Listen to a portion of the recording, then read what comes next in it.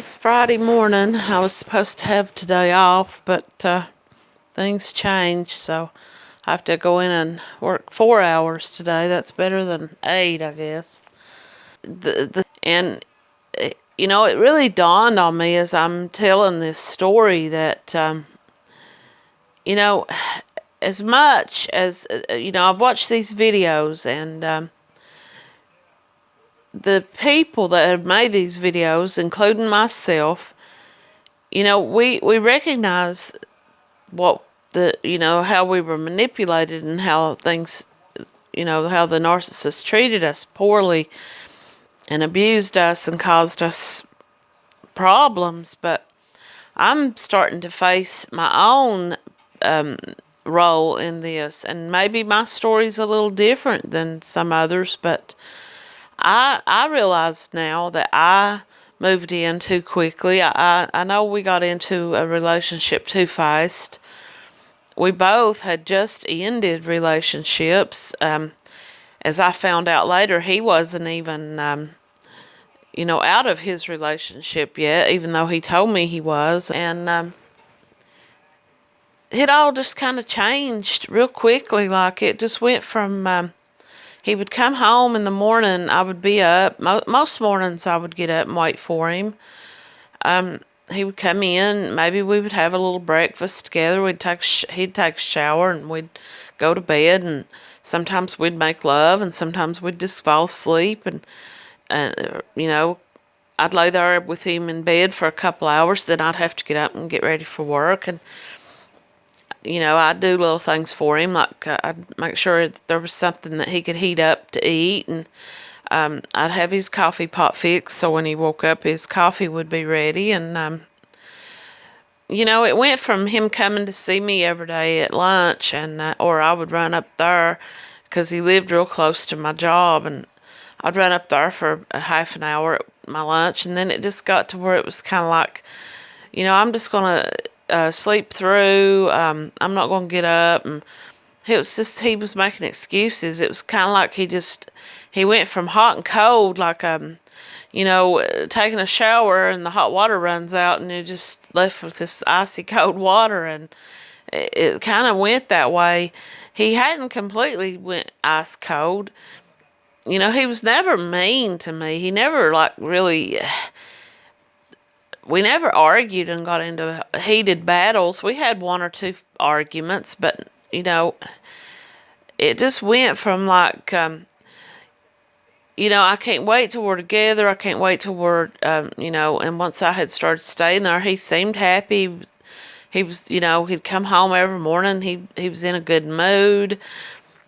And he went from this guy who was kind of like all the time talking about how depressed he was and how stressed out he was and how him and this woman fought all the time and just didn't get along, didn't have no kind of loving relationship, to, he seemed like he was really happy with me, and I know I was really happy with him. And he would come in, and instead of, like the first few mornings or the first week or so, he would come in and hug me in the kitchen, and sometimes we'd stand there and we'd just kind of like slow dance in the kitchen, and we would talk to each other. We'd sit at the kitchen table, and maybe I'd fix him a little bite to eat or something, and we'd sit there and talk. And it just got to where he would come in, fix himself a bowl of cereal. He'd just tell me, don't fix me a big breakfast because I'm going to bed when I get home. And he'd worked all night, so he'd come home, take a shower, and eat a little bowl of cereal and go to bed. And it got to where he'd just come in, he'd have his cereal sitting at the bar. I would be sitting in the living room. He would finish eating, and he'd come in, and he had one eating. Instead of sitting there, talking to me, he would just get his phone out and start scrolling through his phone. And I'm just sitting there, like, okay, why'd I even bother getting up out of the bed at 5 o'clock in the morning if I'm just going to be ignored? And it just kind of got to the point that we were just, it went from like romancing, like friendship, turned to romance, turned to moving in together, the honeymoon, to the old married couple who never speaks to each other and just, are just two people in the same home. And I mean, this all took place in a matter of 2 months. And he started telling me that his ex, or I guess whatever she is, had found out about me and him. Now, he had told me weeks earlier, weeks before I ever even started staying at his home, that he had told her that he was seeing somebody.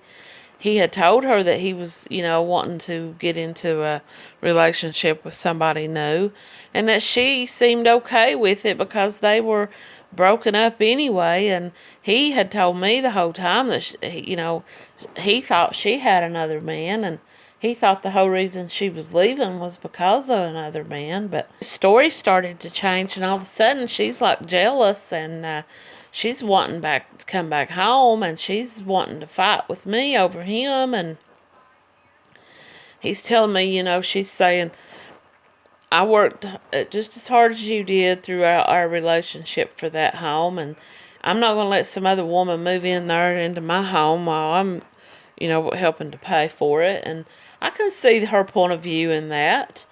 But I never asked, he asked me to stay there. He never gave me this information and told me that there was going to be this thing, arguments and stuff over me being there. He never let on like she gave a shit about me being there until that day. And then he comes back and he's like, I'm thinking I'm kind of worried about you staying here by yourself over the night. Now, I'm living there at this point. It wasn't a matter of me coming there and just sleeping once or twice a week. I'm living there. I've paid the cable bill. I've paid the internet and the water bill. I've bought groceries. I've bought towels and rugs. And he had told me after he'd moved her things out, and before he even started moving all the rest of her things out, he said, this is going to be your home now. You fix it up the way you want it. If you don't like the curtains, buy new curtains. If you don't like the rugs, fix this place up the way you want it. You're going to be here more than anybody. This is going to be your home. And so, I was seeing it as my home. I had brought my things there. I had brought things that my grandmother's dishes and things that she, things that I had. And I'm living there. Basically, the way I'm seeing it is that we are living together. And then all of a sudden, he's like, well, I'm worried about you staying here by yourself over the night because she's making these threats that she's going to burn this house down with you in it. And I told him, I said, if she's saying that, do I need to go and, take some kind of action to protect myself? Do I need to get a restraining order? Or, what? Tell me what I need to do because I don't know what she's capable of.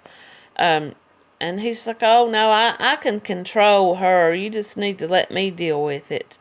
It's just like, I just don't want there to be trouble. I just don't want to come home one morning and my house be burnt down and you laying in here dead. And I, and he's just telling me this. And I'm thinking, this woman, if she's threatening me, then I need to go talk to somebody about this and see what I can do. But I'm getting the feeling that he's really just making this excuse because he, doesn't, he's got himself in over his head. I do believe this part of it was that he was telling me that she was threatening to take him to court over the house and the property and things like that. And I do believe that. I can see that because they did have a child. And, I'm thinking, maybe she's saying, why should I be over here paying rent when, I've worked just as hard to buy this home and get this home built and everything. And, either you're going to pay my rent or you're going to pay child support or both. And I believe that was really what it came down to because I don't know if I've touched on this or not, but this man was obsessed with the cost of things.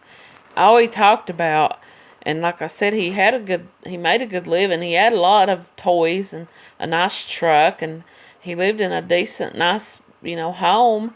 And he was obsessed with what everything costed, how much he paid for things. He never mentioned buying anything, regardless.